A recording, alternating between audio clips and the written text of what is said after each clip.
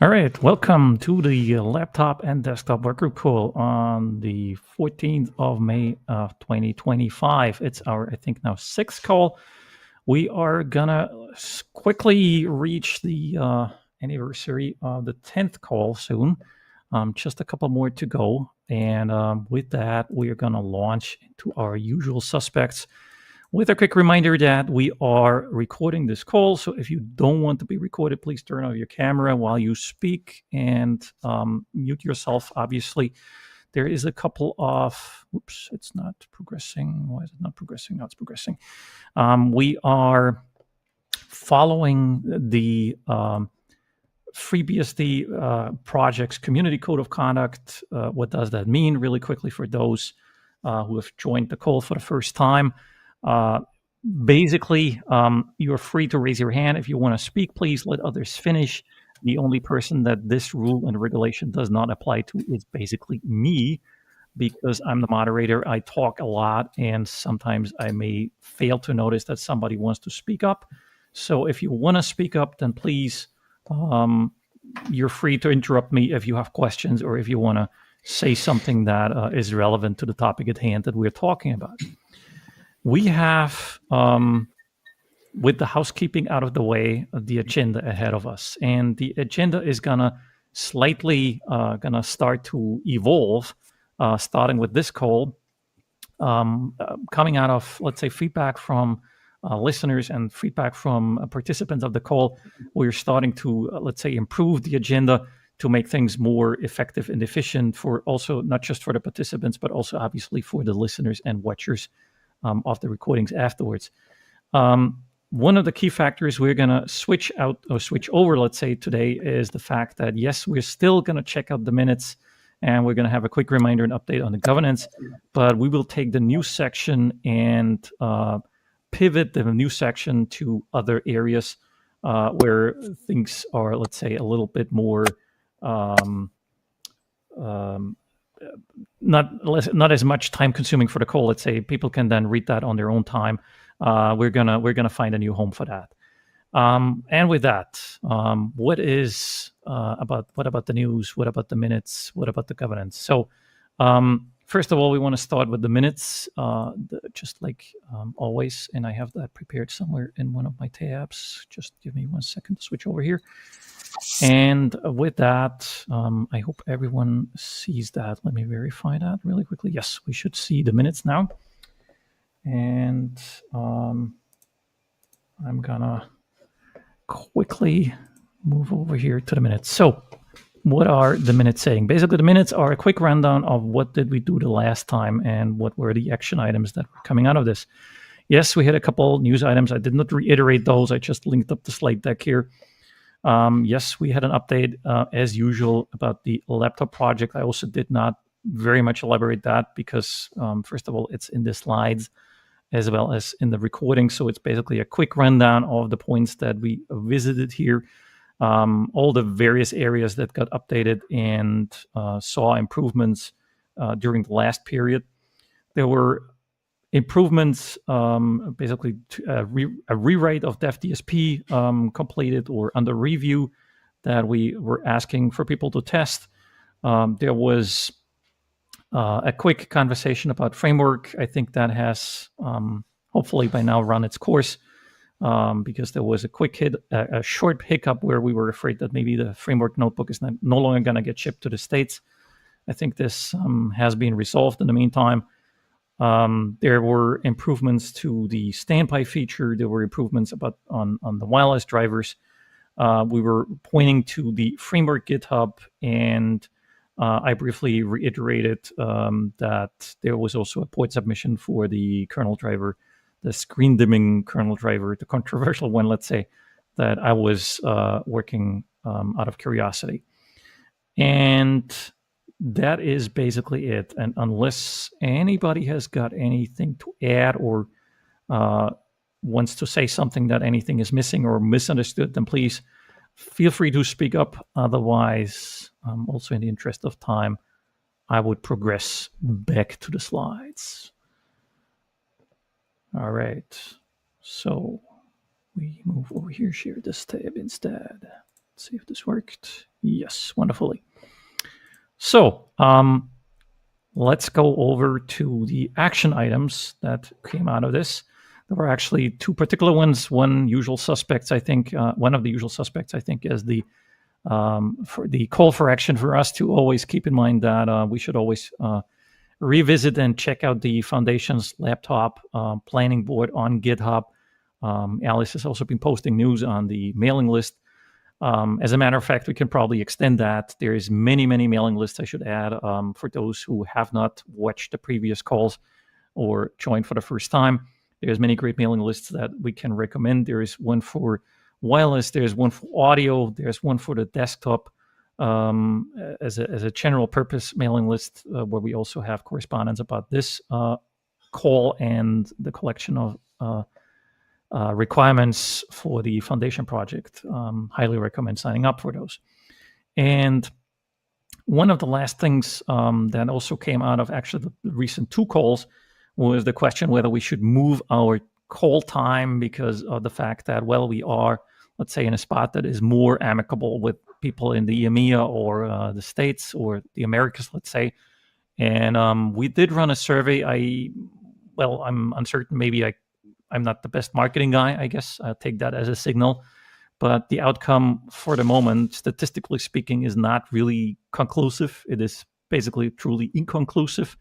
We got a couple of votes for, let's say, altering the times, but basically for the four options, we got 4 votes, and each vote was on a single one of those single options. So it was explicitly inconclusive of what we should do. So I would say for the time being, I would recommend and I would choose to keep things as they are. Please speak up if you see it or want to have it differently. Anyone on the call. Also, please, if you watch the recording afterwards and completely disagree, you're absolutely welcome to send me and shoot me an email. You find my email address on the wiki page, which I will be happy to show also at the end of the recording. With that, there was another item that as a matter of fact, yes, governance. I should point out that yes, we have a wiki page that the charter is on there. As I said, I will open the page later on. But what I really wanted to point out is that I have been a little bit, let's say, well, I don't want. Let's just say I've been late with this, but I did finally manage to shoot an email with a suggestion for a call date, also with Greg and Ellis, to discuss the slate overlap that we see between the Enterprise Working Group and the Laptop and Desktop Workgroup. And I have not heard back from Greg. Greg, if you're watching this, please check your junk folder. I've seen this happen before. I suppose this might have happened. As a matter of fact, maybe I'm going to shoot you a message also on Signal to ask you to do that. And I'm hopeful that we will manage to finally find a date to discuss the overlap that we have. As a matter of fact, I should also add, we started I think, pretty elaborative and great discussion document about how we could start to address that and how we could see improvements. And there's been a conversation going back and forth. And yes, it is a conversation already, but as you can see, this kind of conversation has been dragging on for multiple weeks already, and we're still not done. So I would hope that with an online call, we will be able to settle this a little bit more quickly. Finally, we come to the great point that I think many of us have been waiting for. And here I will be handing off to and handing over the virtual mic to Alice. Alice, welcome. Thanks, Chris. Great to be here again with all the folks from Foundation who've been working on this. Christos, could we just mute you for a second? There's a bit of noise coming through. That's not me. Hold on a second. Oh, Christos, sorry, not Chris. Sorry, I accidentally opened it. But yes, so were you meant to introduce or to give the example I wanted to give to the I was just, it's because we could hear some sound from your mic, but I'll come back to you in a minute when we get to that slide. Thanks. Okay, yes, so I just updated this slide to say Laptop Support and Usability Improvements Project, because that's the official full name, and I thought I should really make that correct on there. Next slide, please.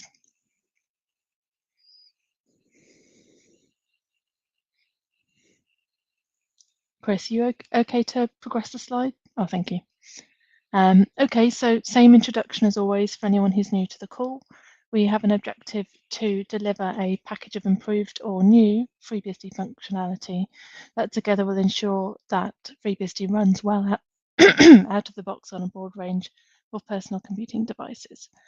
And you can see on the right-hand side of that screen that it's really about supporting and making more accessible the operating system, which includes security, endpoint security, the committer experience, and barrier to adoption, which is the one that most of the feature work fits under. Next slide, please. Thank you. Now, this month is going to be such a treat because we actually have 2 updates to share this month.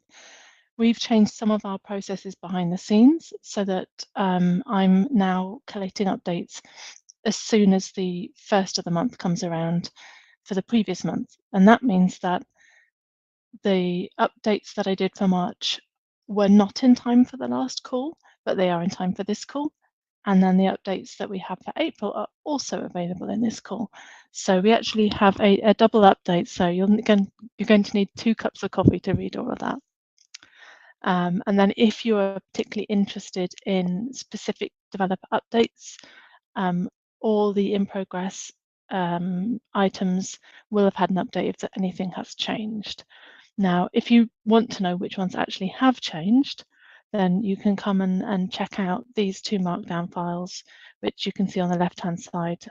They're in a GitHub repo, and so you can just click on 03 or 04 if you want March or April. So the March update, we spoke a little bit in the call last time about Wi-Fi drivers being available. Then we've also got some package basify tool updates, and then some work that was basically being reviewed. If we scroll down, you'll be able to dig into those a bit. Now, obviously that was March and some things have progressed since then. So Chris, would you be able to click on the 04 markdown? Thank you. I think I've sort of hit my stride with the succinct updates with this one because we have a nice list of fairly short updates, but with links in this one. So we've got support for Realtek wireless drivers. The installer now installs package base. We've got support for TKIP Wi-Fi security. We're also working on some of the other security protocols. That just happened to be the one that got finished first. We are aware that it's an old protocol. And then just a reminder to anyone who didn't already know, some of the Intel Wi-Fi firmware has been removed from the core system. So you need to bear that in mind. One other thing that's worth mentioning, and I briefly referred to it just a moment ago, is that we have changed some of the project processes. Now, that makes some changes to the board and it makes some changes to this call, as you've already seen. If you want to know more about what those changes are, then you can click on that link. It's actually in the exact same folder as these updates. So, Chris, I don't know if you can sort of hover over the next file down. It says process changes, May. You could click on it if you want, give people a preview to the kind of thing that it shows. One of the things to note is that we were trying to use GitHub to display the roadmap as well as the work that was in progress, and it was getting a bit messy and difficult to manage. So what we decided to do was just take a point in time roadmap for each quarter, and the file that sits below that one, Q1 2025 roadmap, .pdf, is the one that shows the Q1 roadmap, and I'm going to start working on Q2 roadmap next week. Yeah, it's going to take a minute to load. It's a presentation, but you should be able to actually find that much more. I hope you find that much more readable than trying to look in the GitHub repo. So these changes have come about just as the project is sort of settled into a way of working, and we've just tried to strip away the things that weren't serving us and find ways to present the information a bit more clearly. Okay, so should we jump back to the 04 file and we'll just have a little scroll down and see what else might be worth looking at in there.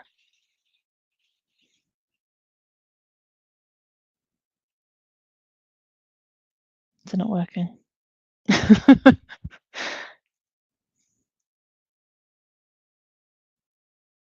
It is working, okay. Yeah, so again, there's a section for work and review where we've got some graphics drivers. We'll speak a bit more about audio in a moment because Christos is going to tell us about something that he's working on. And we've got some more interesting stuff on Linux KPI memory handling, memory allocation handling, more updates on power, USB debugging. That's pretty interesting one actually to go and take a look at. There's more progress on Wi-Fi, including security protocols. I don't know if that's lagging. I'll just wait for Chris to catch up. And then we have a few other Wi-Fi drivers and things. So yeah, take a look at that, and you can dig any deeper into that you would like to. Could we go back to the slides, please, Chris?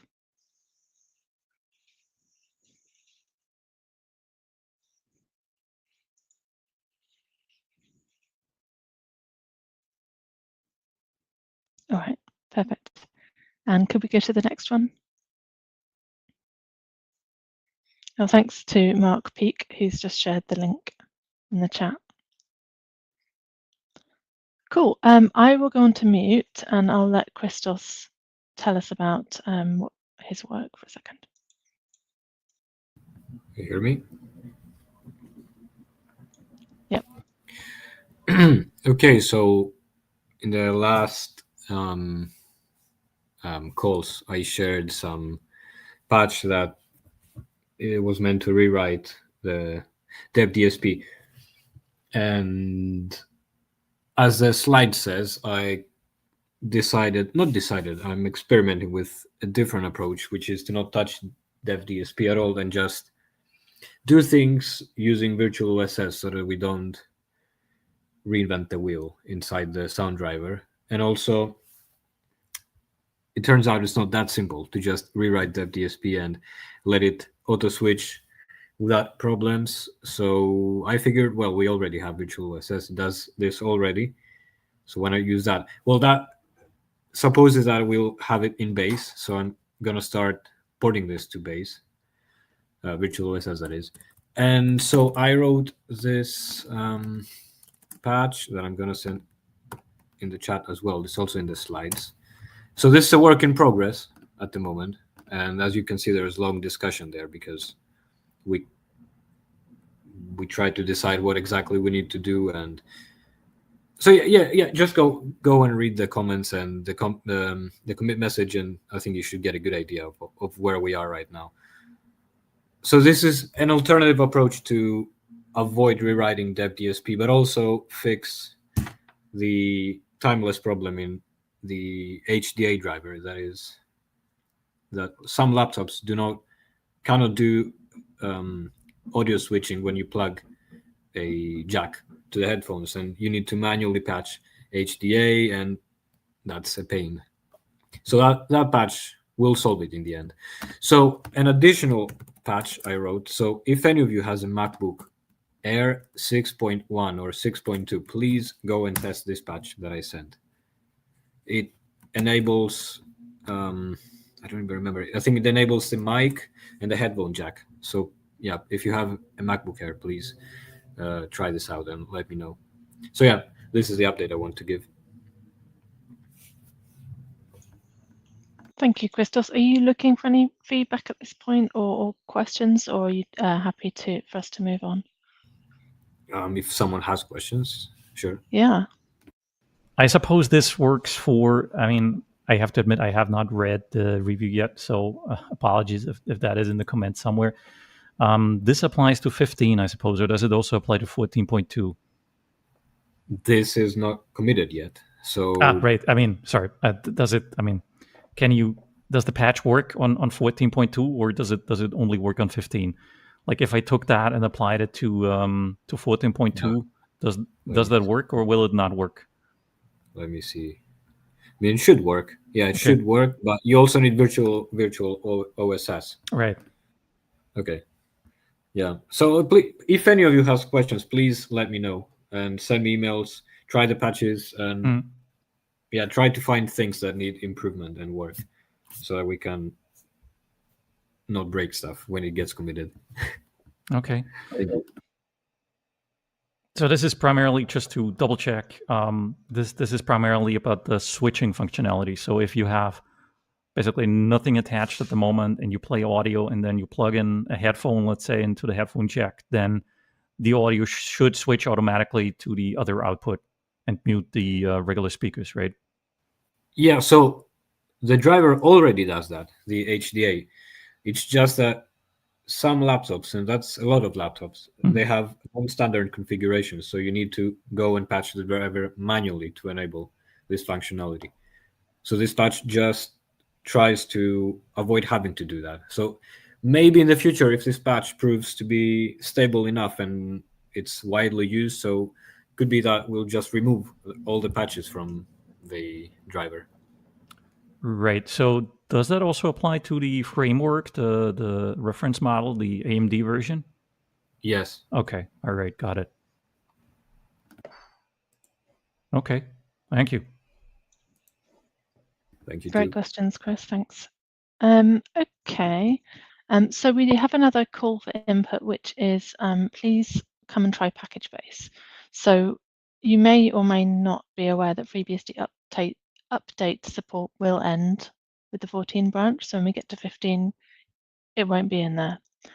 So its successor, sorry, it's getting late. Its successor is package base, which packages the base system. You can find out more information about testing from this forum link. And thanks, Chris. So there's a fair bit of information in there. I see that Joe has his hand up, and this is Joe's call. So do you want to jump in, Joe? Yeah, I just wanted to say that this message was also posted to the package-based mailing list, and most of the discussion is happening there. So if you want to get in on that discussion, probably the best place to go is the package-based mailing list. Thank you, Joe. Yes, so if you click the archives next to package base. Thank you. I think I found it. Is that the one? Call for testing, PKG base, support in 15. That was posted in May, right? Yeah, that's it. That looks like it. Perfect. All right. There's so many new mailing lists I need to subscribe. Every call, I find a new one. That's pretty good. All right. Awesome. Did anyone have questions about this one? All right. I have the usual suspect stupid question. So this only works in 15. To get there, you either have to upgrade to 15 or you have to install a blank vanilla 15, I guess. Or what's the best way to go and test that? So I would say testing in 15 from the installer is probably the easiest way in a VM or on a test machine that you don't mind, that you don't need, that you don't have anything important on. There is a package basify script as well mentioned in the CFT, which will convert an existing system into package base, and you can do that on a 14.2 or like a stable 14 system as well. All right, and that applies to all the architectures, at least the TL1, I guess. Yeah. Okay. He says with some hesitation. It should, yeah. All right. Okay. Got it. Probably anything other than AMD 64 is likely going to be not well. Yeah. Fair enough. I mean, that's why it's a call for testing anyway. So. Yeah. Yeah. All right. Got it. Thank you. So I have added the link to that mailing list in that slide. So when Okay. you circulate it later, it'll It's be going to in be there. updated. Perfect. Thank you. Yeah. So I wanted to introduce everyone to Mark today. So Mark's recently started at the foundation and as technical marketing manager, and I think it would be great for you to meet him and hear a bit about what he's been working on, because he's actually been trying out some of the laptop stuff. So I'll try not to say all the things that you might want to say, Mark. So with that, I shall hand over. Thank you, Alice. Yeah, I think one of the primary things Alice wanted me to sort of try and let everybody know is that marketing actually isn't a dirty word. so I've spent 30 years working in tech, and 20 years of it was actually as an engineer, and I worked for the biggest ISP in the world during the dot-com boom, which was pretty exciting. Spent 10 years in investment banking doing Unix engineering, also pretty exciting, although for polar opposite reasons. It was working for an internet company. And then I ended up falling into a business role, which morphed into flicking between product management and product marketing. And that sort of last 10 years, that bit where I flicked over into a business role, I actually had a very lucky situation in that as I stopped being an engineer, I happened to report to what I now know is probably one of the best marketers in the tech industry. And the lesson that I learned from him, which should be pretty obvious, but to most of us with engineering backgrounds isn't, the obviousness that marketing is just storytelling. Now, Seth Godin, his blog, Seth's blog, he's got a great blog from, I think it's about 2012. I'll paste the link in here in just a second because it's quite good what he says. He had a book called, was it All Marketers Are Liars? And then it's crossed out and he's got storytellers. But he puts it so well. And this is what I was fortunate enough to find out when I worked in Ansible, is actually if you've got a great product, marketing isn't lying, it isn't BS. Marketing is just simply storytelling. And every time every one of us goes and talks about something we're doing, a bit of engineering we're doing, we talk about the updates that we're making to, headphone jacks and things like that. What we're doing is storytelling, and that's all marketing is. And that's what I'm trying to do at the foundation. I've only been here for 3 months, so I'm still getting settled in.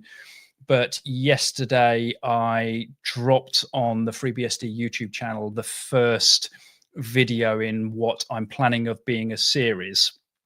And this is basically trying to help other people who don't know FreeBSD as well as we do, don't love it like we do, learn why we love it the way we do, and hopefully share that opinion.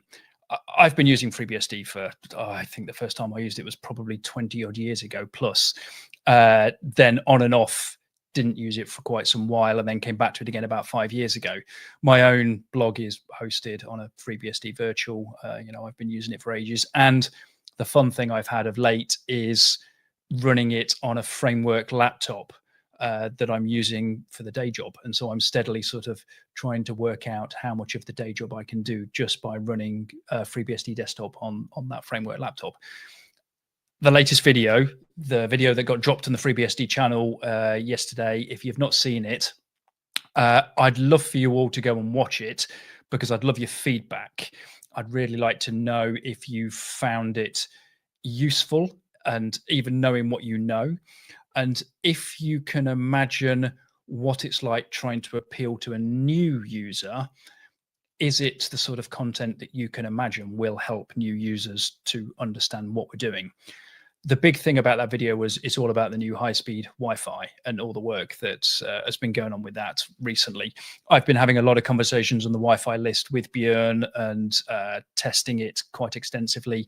I've got a Wi-Fi set up in my house here that's got its mesh Wi-Fi and there's numerous base stations. And so I've been finding some weird edge cases that I've been talking to Björn quite a lot about. So it's been good fun testing it. And of course, because I've spent most of the last 10 years in product and quite a bit of it as a product manager running products, I at least understand how difficult it is juggling user expectations with what's available, what we can do. And hopefully that sort of product background is helping me to give some meaningful feedback. Anyway, that's all to say, I'm here to tell stories. I'm a marketer by accident. Don't think of marketing as a dirty word. It isn't. And I'm hoping that all of the hard work that all of you and everybody else involved in the desktop focus stuff, I'm hoping to be able to tell the stories that resonate with everybody else who really wants to use FreeBSD at their desktop. It's worth watching the video, but more than anything, just like a Reddit thread or just like a Hacker News article, it's actually more valuable reading the comments.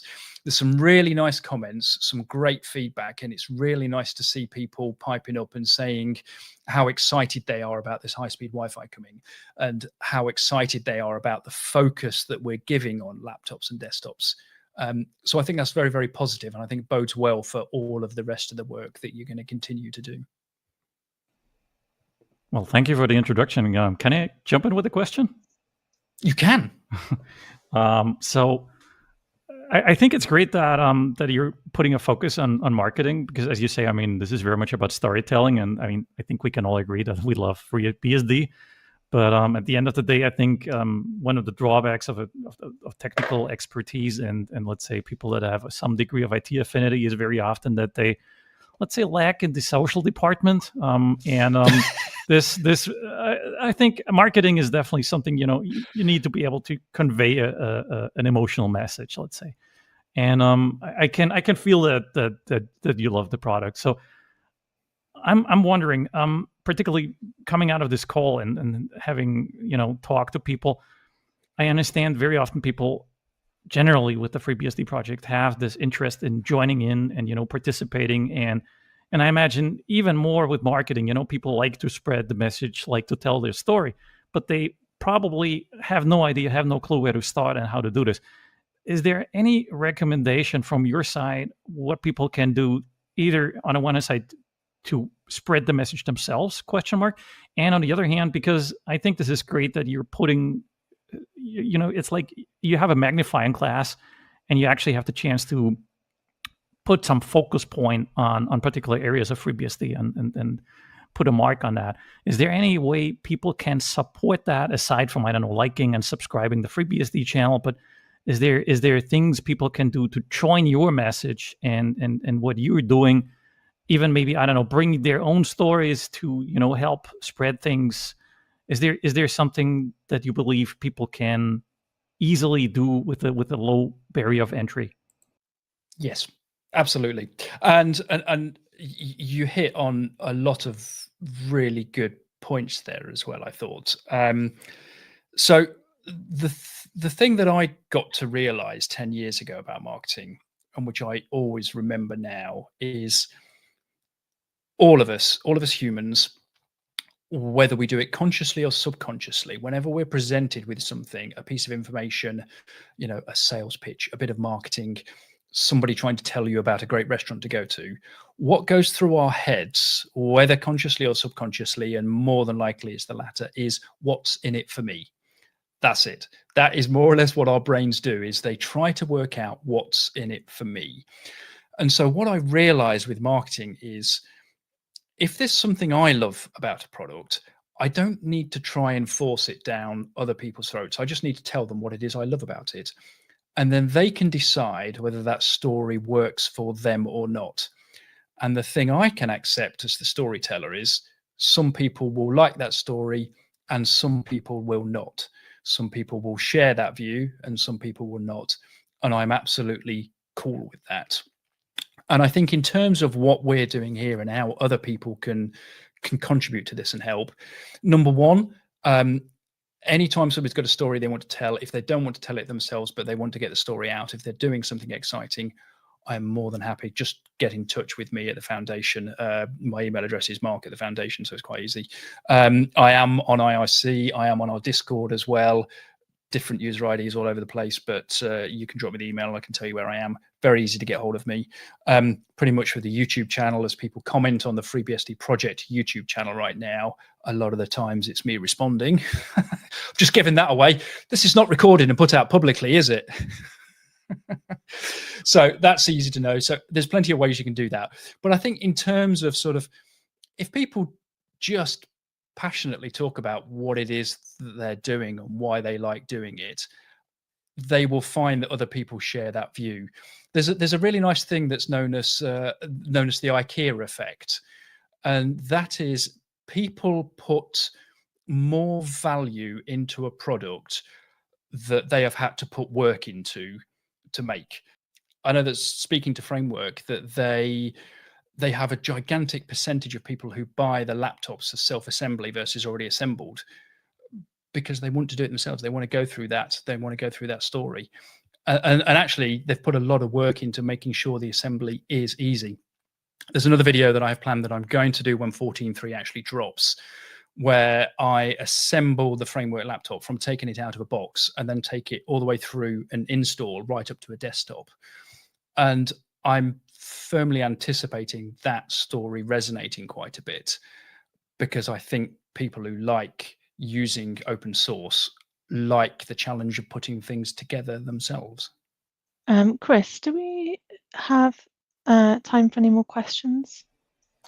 I think so. Depends on how much we still have on the slides. I'm having actually some technical difficulties. My browser is glitching. But, Right, yeah. I'll switch to the slides. Hold on a second. So I don't have any more slides. You don't have any more slides. All right, then I think we have time. For the foundation, yes. Yeah. Then we have time. Cool. Well, the floor's open if anyone has questions for Mark. Or any questions that we can just divert to Ed. That'd be useful. Anything heavily technical gets diverted. It's been 10 years since I've been heavily technical. I have to keep asking Ed and Joe simple things at the minute. Okay. If anybody has any questions and they don't want to put them out here, but they'd like to put them to me later on, just drop me an email, and by all means, we can have a separate conversation. Awesome. Thanks so much, Mark. I'm really glad that you were able to say a bit about what you're doing. Thank you. The remaining parts that we should really point out, if we move to the next slide, I think we should have a call for action. There is a worksheet that we, as a matter of fact, share publicly, and everyone is welcome to add their names or add their projects. Please feel free to add as you see fit. And this call is obviously also meant as a public forum. So if you have call for actions, if you want to present something, if you want to ask people to support with testing, and anything that comes up in terms of the laptop and desktop work group, you're absolutely welcome to put your hat in the ring there. And here on the wiki, there is active projects. If you go to active projects, there is the laptop and desktop working group. Here it is. And here you find all the necessary information about the calls, when they are, and how to join. And finally, there's also the worksheet up here, where it basically states, worksheet. Here we are. There is a Google worksheet. And on the Google worksheet, we have the various things that are happening around the work group, and where you can add your names if you want to contribute or participate in something that goes on. You find the people to contact. You find the various status updates across the various calls if you scroll to the right. And please, if you have something that you want to talk about, then please feel free to add your name or put your project in there. And this is basically also what I pointed out, where I think it's going to be important to ensure that we have addressed the potential overlap between the Enterprise Working Group call plus this call, because sometimes we have areas of interest that might affect both calls.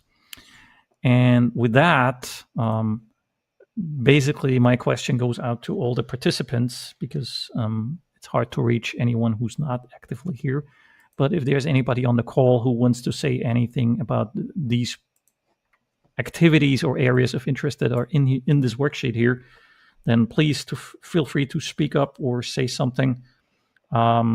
You're welcome to address. Is anybody here who wants to say something, ask something, or give an update on any of the activities.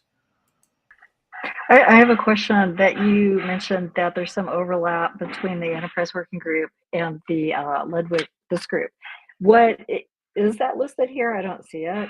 And if not, what are some of those things that overlap? Right. So one of the key things that is also very much one of the, let's say, things that are important to myself because I use it heavily is Beehive and virtualization in general. One of the key elements I remember is, Beehive is definitely one of the key topics also in the Enterprise Working Group, and virtualization in general is something that also came as an area of interest for the laptop and desktop area, because people very often run into use cases where they need to run software that is simply not running on anything but Windows, for example, and then you need to run a Windows virtual machine. And Beehive is one way of doing it. There's also others like VirtualBox. There's work happening around VirtualBox at the moment, as a matter of fact, to get that upgraded to a more recent version. There's reviews happening on Fabricator around that, or at least Bugzilla, if I remember correctly. And all that work is great, and I think probably they could be highlighted in both calls. But eventually, when we come to the point where maybe there is controversial points that need, attention or discussion or time to let's say have a conversation about, then obviously it would be more beneficial to have that point only in one of the calls, because otherwise we're going to spread the resources across multiple times, multiple calls, multiple people to moderate. And this way, we would focus the limited resources that we have, let's say. And I imagine there might be others, like the CUDA thing that's happening, for example, where we have AI use cases that could be interested also in a desktop use case where people develop work on a FreeBSD desktop box, for example. But yet at the same time, this is very, very important activity and work that is happening in the based on the Enterprise Working Group. And I think that's great that it continues clearly there, and not in a, if you take a Venn diagram basically right in the middle of it. And at the moment, I think the virtualization point is more strongly tied to the Enterprise Working Group. I think Ed pointed out that recently, and maybe Ed, you want to say something as well. There are some cases where it might be more suited to do it in the one or the other, and it's probably a case-to-case basis that would serve the conversation better. Okay, thank you. Yeah, I mean, one thing that we've been talking a little internally about is just, should Beehive and or virtualization be its own group? So there isn't so much overlap, and maybe have resources that just focus in that area. Not that there's anyone to take that on right yet. It is a huge topic, really, yes. And particularly, I think there is a bit of a, particularly when it comes to the virtualization, there's probably slightly different needs for a desktop space versus the enterprise space, because one of the key features, I mean, I think we've had that conversation probably, at least it's been a conversation in the Enterprise Working Group, that one of the key features in the enterprise space that people are talking about and they would love to have it is this hot migration feature to basically swap guests from one host to another without too much interruption, let's say, at least.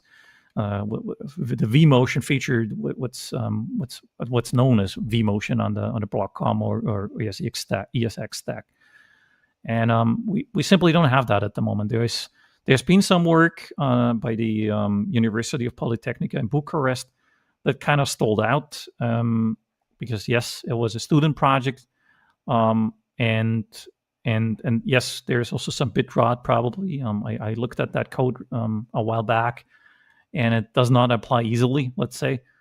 But again, desktop space, I would argue if we have VirtualBox running in the most recent version, probably 90% of the people in the desktop space will be a happy camper and we'll just use that because it's, very straightforward.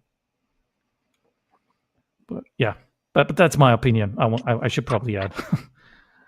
Okay, because the foundation is funding 2 projects right now. One that's focused more on the laptop use, and then one is more focused on enterprise type of use. So there's stuff that we're doing, and I think there's other stuff going on with them, like Michael Dexter. Right. Right. He's running. The He's Beehive, also running. yes, the regular group. Beehive calls. Yeah, that's also a very good space to watch when it comes to that. Weekly calls, I think let me think, is it on Thursdays? No, it's on Wednesdays now, I think. I haven't been in a while, actually. Yes. Okay. Callfortesting.org, if you want to check it out. I should probably also add that to the so if anybody is interested in checking out these calls, I can highly recommend those. If you're interested in the space for Beehive, this is a very good place to be. Many other users. Yeah, I'm familiar. I'm familiar with what Dexter's doing in that group. I think Ed's reached out to him and talked to him a little bit about it. I just wonder if there should be you're talking about meeting with Greg and Alice. Maybe it was more focused on governance. Yes. So there's more similarity, the Yes. structure of how working groups are run. But as far as the Beehive, we may want to have a representative from each group that needs to discuss this and see if there should be like one owner for it. Yes, at least for Beehive, I think that is probably feasible. It is a huge topic, but I completely agree that it would probably make sense to focus that on one person. And Michael, I know Michael has Beehive at heart very much. I mean, you can just tell from how many calls he's moderated in that space, and I mean, Michael is definitely Michael is definitely a go-to person in terms of having the connections to many people also interested in terms of the enterprise workspace or enterprise space, let's say, and I mean, Greg can probably also say a lot of things, but I would not dare to be the person to choose who's the right person. Actually, it's probably an interesting challenge, let's say, to nominate a person who would be able to I don't want to say herd the cats, but it is probably a similar challenge, I imagine, because again, it's many people.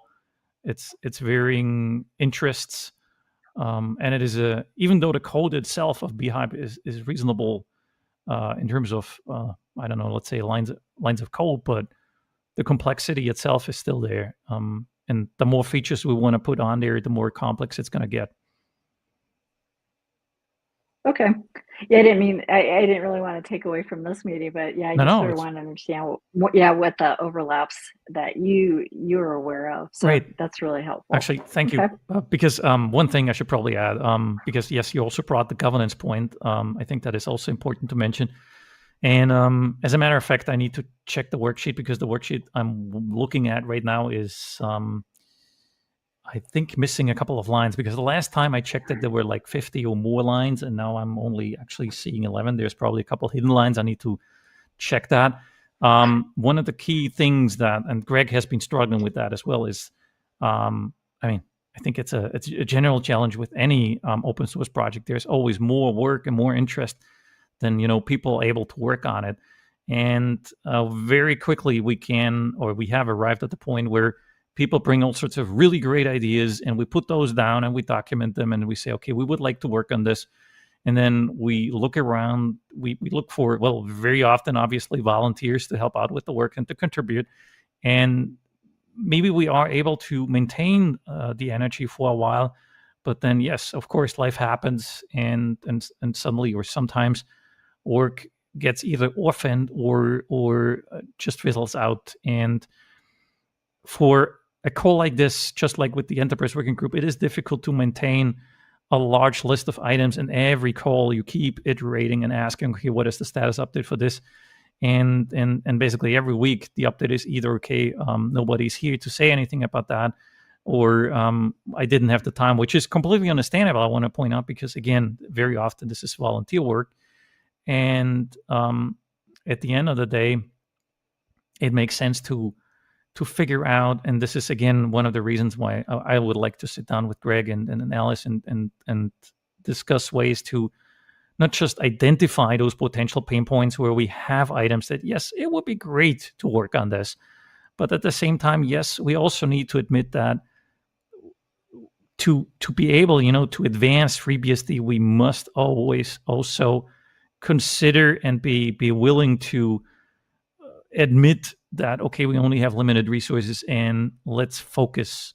Don't spread ourselves too thin. Let's put our efforts into areas, and I mean the laptop project of the foundation is a perfect example, in my opinion. We cannot support every laptop model. It just does not make any sense, not just even from an economical perspective, but just even if the whole world was working on it, it would not be possible.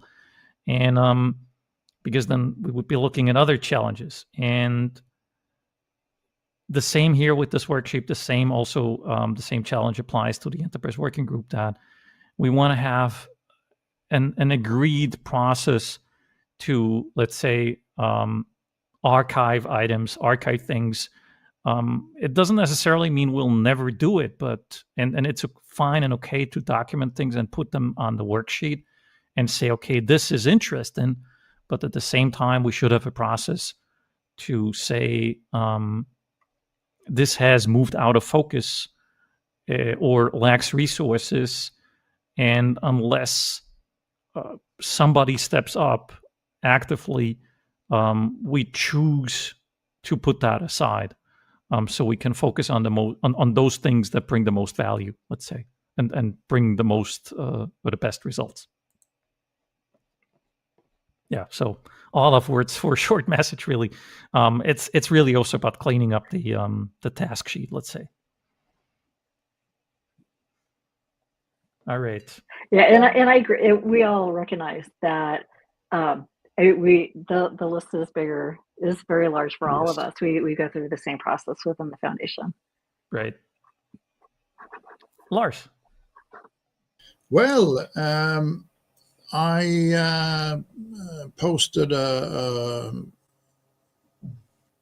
item to the mailing list just before the meeting here, where we have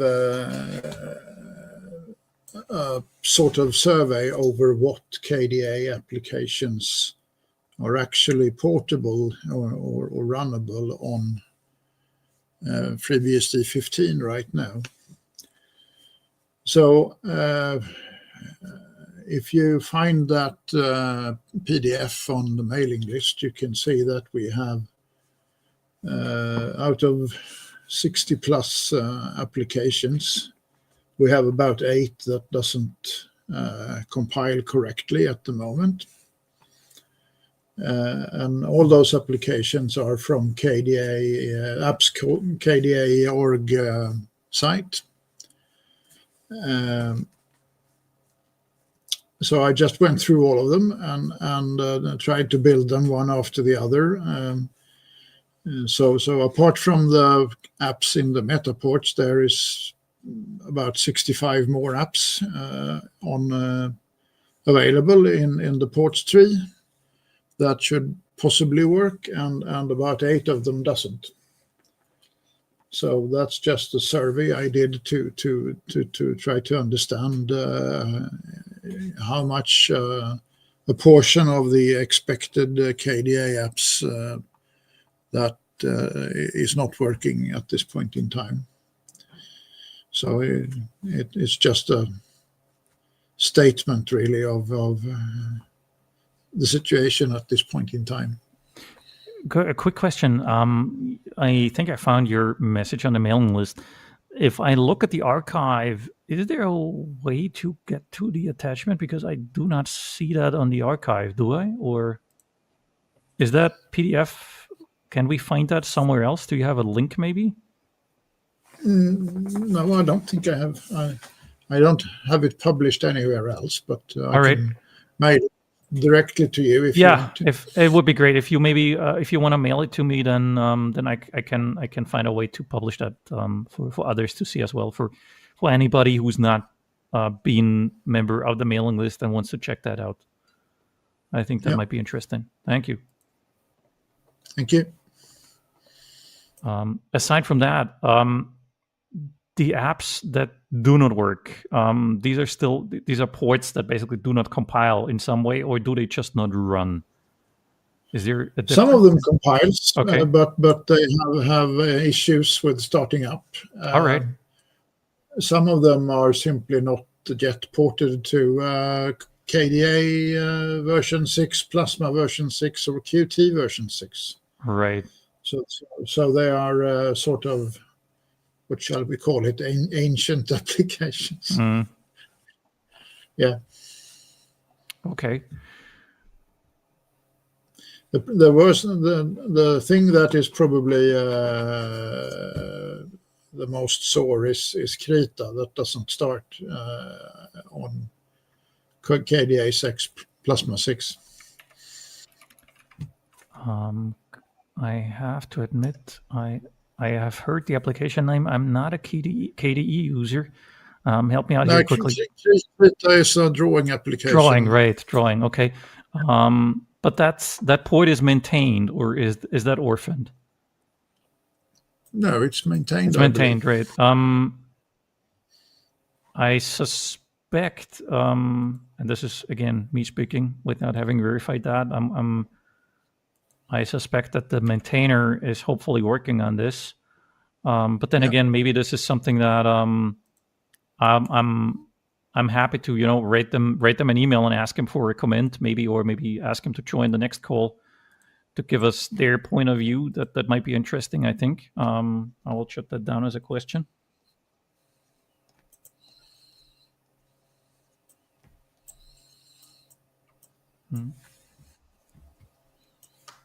Thank you. I mean, yeah. Thank you. I completely understand. The most frustrating part is, yes, once we have the point where the operating system works and everything works nicely, but then you don't have apps to run, or at least not the apps that you're used to be using. So yes, that is definitely an important point, that is working as well, or getting to a state where it works. Wonderful. All right. Thank you. Anybody else got any questions or items that you want to raise, or any call for actions? Anybody got any projects where you want people to join or bring feedback, ask something, say something? All right. Our next meeting will be on June 11th. Same time, same station. It's going to be Jitsi again. Time remains the same, 10 a.m. Pacific, 1 p.m. Eastern, 5 p.m. UTC. The call after June, if you were not able to make that, is going to be in July, on July 9th. We're going to keep this mode of the second Wednesday. The Enterprise Working Group, for those interested, is every third Wednesday. So this way we're not going to be colliding with this. And there is a Google Calendar linked here in the slide deck, also on the wiki, that I highly recommend subscribing to make sure that, with the various time zone shifts in autumn and spring, you will always have the correct time in there. This time I ran over the time, unfortunately. We will keep on the 60-minute time slot. I think that works reasonably. Unless I manage to have technical glitches like this time, I'm very sorry for that. It's an interesting experience learning every time, something new to watch out for. Yes, and this is an oversight of my end. We had a survey. I will be taking it down now, because unless a miracle happens and, 100 people join for whatever reason, I don't expect many more replies at the moment. Unfortunately, the answers have been inconsistent and not giving a clear indication on any interest in changing the time slot. So we're going to keep it where it is for the moment. Again, thank you very much to the whole community, to the foundation, for this great laptop project, for all the developers and contributors working on this and the FreeBSD project in general. If you have areas of interest that you want to work, that you want to join, please, as I said, put your name down. If you have new stuff that you think is absolutely crucial and interesting to the work group, please put it in there as well. You're absolutely welcome to join the group if you're interested, if you have questions, if you're just lurking on the mailing list. That is also very fine. Obviously, there's many mailing lists that we want to recommend. There is the wireless, there is the audio, there is the desktop.